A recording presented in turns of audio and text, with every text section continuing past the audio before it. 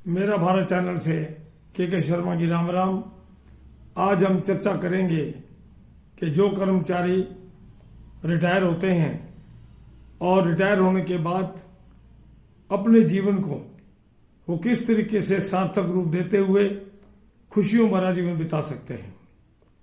अक्सर हम देखते हैं कि रिटायरमेंट के बाद चाहे किसी भी विभाग के हों, जो लोग एक सिस्टम नहीं बनाते रिटायर होने से पहले, या तो उनका समय पार्कों में बीतता है या उनका घरों में बीतता है। और जिनका इसके अलावा जिनका घरों में बीतता है उनके लिए सबसे बड़ी मुश्किल ये है कि जनरेशन गैप की वजह से बच्चों के साथ उनकी ट्यून नहीं मिलती, क्योंकि सीनियर सिटीजन के नाते जो कार्य उन्होंने अपने समय में किए वो युग और था, और आज जो युवा पीढ़ी है आज वो युग और है। इसी जनरेशन गैप की वजह से युवा पीढ़ी में और घरों में पेरेंट्स में डिफरेंसेस क्रिएट होते हैं। अगर ये डिफरेंसेस क्रिएट ना हो तो जीवन बहुत ही सुखमय लगता है, लेकिन ऐसा हो नहीं पाता क्योंकि हम मजबूर हैं। हमने जो कार्य किए उसके अलग हटके अगर युवा पीढ़ी कार्य करता है, हमारे बच्चे करते हैं, तो हम अपने विचारधारा को थोपने की कोशिश करते हैं। जबकि जनरेशन गैप इतना हो चुका है कि आज के युग में हमारे समय की किए हुए तरीके काम नहीं आ सकते। तो जो बुजुर्ग घरों में एक आध्यात्मिक जीवन जीते हुए बच्चों को मार्गदर्शन देते हैं, मात्र दखल नहीं देते, वहां पर उनका जीवन बहुत अच्छा बीतता है। कुल मिलाकर मेरा कहने का मतलब यह है कि रिटायरमेंट से 2 साल पहले अगर इन सारी स्थितियों पर हम गौर करें और कि हम रिटायरमेंट के बाद अपने जीवन की दिनचर्या को कैसे बनाना है, रिटायरमेंट के बाद हमने क्या करना है, ये पहले से एक सिस्टम बना हो, तो मैं दावे से कहता हूं कि रिटायरमेंट के बाद हमें कोई तकलीफ नहीं होगी। आइए हम चर्चा करते हैं कैसे। रिटायरमेंट से 2 साल पहले हर कर्मचारी को कोशिश करनी चाहिए कि वो सामाजिक संस्थाओं से जुड़े, चाहे वो आध्यात्मिक हो। अगर वो व्यापार करने का इच्छुक है तो 2 साल पहले वो किसी न किसी बिजनेस से जुड़ जाए, ताकि रिटायरमेंट के बाद उसकी स्टेबिलिटी हो सके। अगर वो आध्यात्मिक से जुड़ता है तो भी उसके लिए ठीक है, अगर सामाजिक कार्यों से जुड़ता है तो भी उसके लिए ठीक है, अगर किसी व्यापार में वो दक्ष हो जाता है तो भी उसके लिए ठीक है। लेकिन ये सब 2 साल पहले से करना होगा। अगर 2 साल पहले से हम अगर संस्थाओं से जुड़ जाएंगे, हमारी पहचान होगी, हमें समाज सेवा करने का मौका मिलेगा कि कैसे करनी है। और अगर हम अध्यात्म से जुड़ेंगे तो हम उम्र के हिसाब से, जैसे हमारे शास्त्रों में कहा गया है कि वानप्रस्थ आश्रम आरंभ हो जाता है, उसी आधार पर हम आध्यात्मिकवाद में जाते हुए जितने भी संत हैं या आध्यात्मिक गुरु हैं उनसे जुड़ करके हम शिक्षा लें। 60 साल के उम्र वानप्रस्थ आश्रम क्या है इसके बारे में जाने, तो मैं समझता हूं आध्यात्मिक होते हुए हमारा जीवन एक बहुत ही सुंदर और सुखमय रूप में आगे बढ़ेगा, कोई दिक्कत नहीं होगी। और मैं सामाजिक संस्था इस तरह कह रहा हूं कि समाज में जब हम जुड़ जाते हैं उसके बाद बहुत से कार्य हैं जो बड़ी बड़ी संस्थाएं करती हैं, जैसे मेडिकल कैंप लगाना, गरीब बच्चों की हेल्प करनी, व अगर आप मोहल्ले में हैं तो मोहल्ले की कोई प्रॉब्लम है तो एसोसिएशन बनाकर उन कार्यों को करना। अगर आप शहर में हैं तो किसी भी संस्था से जुड़ सकते हैं। अगर आपकी इच्छा राजनीति में है तो राजनीति के हिसाब से किसी भी दल से जुड़ सकते हैं। आपका जीवन का पता ही नहीं चलेगा कि कब जीवन बीत गया। अगर आप अध्यात्मवाद में जुड़ते हैं, मंदिर हो या आध्यात्मिक संस्था हो, तो वो शुभ कार्य करते हुए समाज में तो पहचान बनेगी ही। इसके साथ ही जो आपको जीवन के प्रति ज्ञान प्राप्त होगा उसका वो तो अनंत है। फिर आपको किसी बात पे दुख नहीं होगा, किसी बात पे ज्यादा खुशी नहीं होगी। अगर आप कुछ नहीं करते तो वही जैसे पार्कों में कुछ लोग बैठे होते हैं, जीवन बिताते हैं, दोपहर से पहले आ गए ताश खेल ली, दोपहर बाद आ गए ताश खेल ली और जीवन चल पड़ा। इसका नुकसान ये है कि हमारे शरीर को कई बीमारियां लग जाती हैं। जो लोग घरों में बैठे हैं उनके लिए और ज्यादा दुखदाई है, क्योंकि उनकी मानसिकता ऐसी बन जाती है।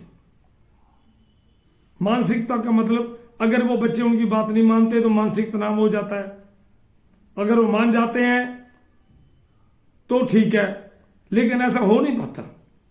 समय के अनुसार हमें बदलना चाहिए। हमारा जमाना और था, आज जमाना और है। हम बच्चों की शादी करते हैं उनका गृहस्थ बसाने के लिए, उसके बाद उनको उनके मार्गदर्शन जरूर दो, जहां गलत लगता है कहो कि ये गलत है, लेकिन उनको अपने हिसाब से जीने दो। एक ये तरीका है खुशमय जीवन व्यतीत करने का।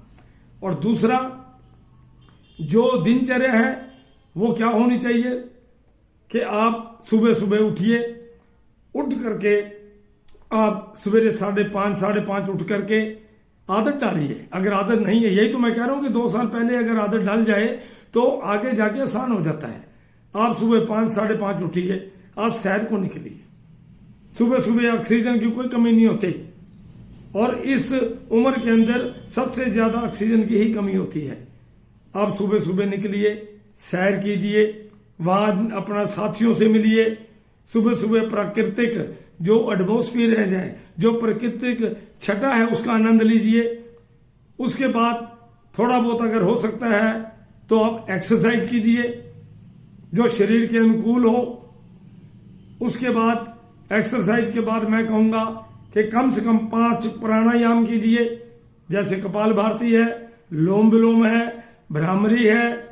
इस तरीके से ऐसी ज्यादा नहीं तो 5-6 प्राणायाम कीजिए। आप जानते हैं खाली इतना करने से आपको शुगर नहीं होगी, अगर शुगर है तो ठीक हो जाएगी। खाली इतना करने से आप स्वस्थ रहोगे। खाली इतना करने से आप सुबह सुबह जब घर जाएंगे तो आपको बहुत अच्छा लगेगा। क्यों? शरीर स्वस्थ है तो सब ठीक है, अगर शरीर स्वस्थ नहीं कुछ भी ठीक नहीं है। आप सोचिए कि सीनियर सिटीजन होने के नाते हमारा शरीर कमजोर पड़ जाता है और हमें विटामिन की जरूरत होती है। आप विटामिन भी आरंभ कीजिए, लेकिन मैं ये कहूंगा कि सुबह उठ के सैर और प्राणायाम, योगासन जरूर कीजिए। अगर आप नहीं जानते तो 2 साल पहले से किसी योगाश्रम में जाइए और ये सब सीख लीजिए। सोचिए जब ये चीजें होंगी, मैं ये क्यों कह रहा हूं, जैसे कपाल भारती है, सारी बीमारी पेट से आरंभ होती है। कपाल भारती करने से अंदर के जितने विकार है वो बाहर निकल जाएंगे। लोम विलोम है, जैसे आप ऑक्सीजन से भरा हुआ सांस लेते हैं बाहर, तो वो आपके ऊपर के मस्तिष्क के अंदर चारों तरफ वो वायु फैलती है, नसों को खोलती है। ऐसे ही आप भ्रामरी करोगे, उससे अंदर की हवा बाहर निकलती है और ताजी हवा अंदर को जाती है। मेरा कहने का मतलब, अगर आप 2 साल पहले किसी योग आश्रम से जुड़ जाइए, सामाजिक संस्थाओं से जुड़ जाइए, बिजनेस करना है तो उसमें दक्ष होने की कोशिश कीजिए, तो मैं दावे से कहता हूं कि आपका जीवन रिटायरमेंट के बाद बहुत ही सुखमय होगा। आप सदा खुश रहेंगे। वाह, बच्चों के ऊपर भी आप निर्भरता खत्म हो जाएगी, क्योंकि बच्चों की आज ऐसा अर्थ युग है, बच्चे नौकरी करने में बिजी हो जाते हैं। इसलिए हमारा फर्ज है कि हम रिटायरमेंट के बाद सबसे पहले स्वस्थ हों, अपने आप को साउंड रखें और बच्चों को कोऑपरेट करें। जैसे कि घरों में होता है बच्चों को खिलाना, कुछ करना, तो अगर स्वस्थ होंगे तभी तो उनको कोऑपरेट करेंगे ना।